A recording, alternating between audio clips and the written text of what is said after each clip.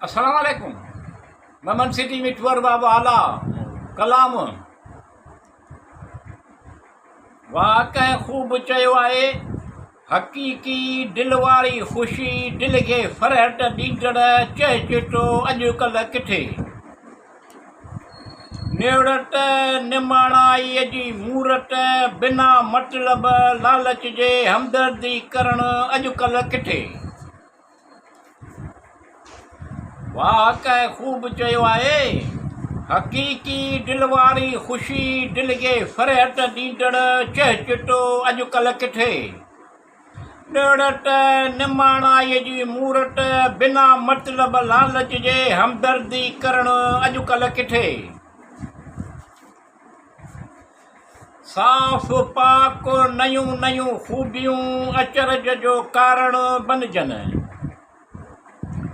साफ़ पाक नयूं नयूं ख़ूबियूं अचरज जो कारण बणिजनि। उन्हू गौर कजे त अहिड़ी ख़्याली कुवत नेक नीह पाक ख़्याल अॼुकल्ह किथे। वाक़ई ख़ूब चयो आहे। हक़ीक़ी दिल वारी ख़ुशी दिल खे फ़रहत ॾींदड़ चए चिटो अॼुकल्ह किथे। नेवड़त निमाणाईअ जी मूरत बिना मतिलब लालच जे हमदर्दी करणु अॼुकल्ह किथे। बिल्कुलु लाटमा मुक़रर हद खां वधीक फिज़ूल ख़र्ची न करणु, कंहिं में बि कंहिं शइ जी लालच न रखणु। बिल्कुलु लाटमा मुक़रर हद खां वधीक फिज़ूल ख़र्ची न करणु, कंहिं में बि कंहिं शइ जी लालच न रखणु। इंसान ज़ात लाइ निहायत क़ुर्ब ऐं हमदर्दी ख़ूबीअ सां ख़ुश मिज़ाजी ख़ुश इख़लाक़ी ख़ुश कलामी अॼुकल्ह किथे। वाक़ई ख़ूब चयो आहे।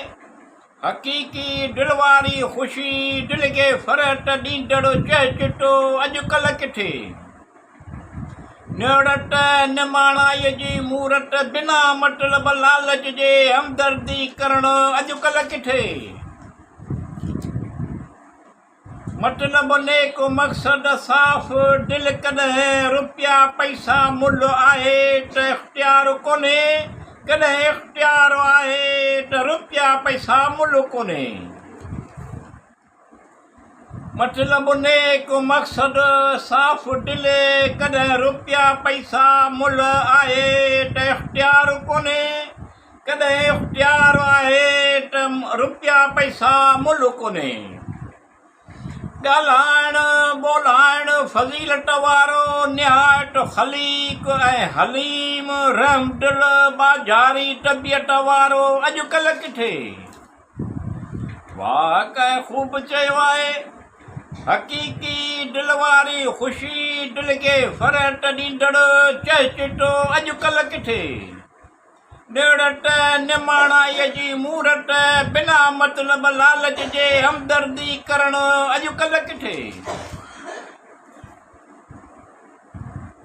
बुरदबार रहमदिल इंसान कुदरत जे मोहींदड़ नज़ारनि ॼण संदसि दिल खे राहत ॾिनी, संदसि क़ल्ब खे कुवत।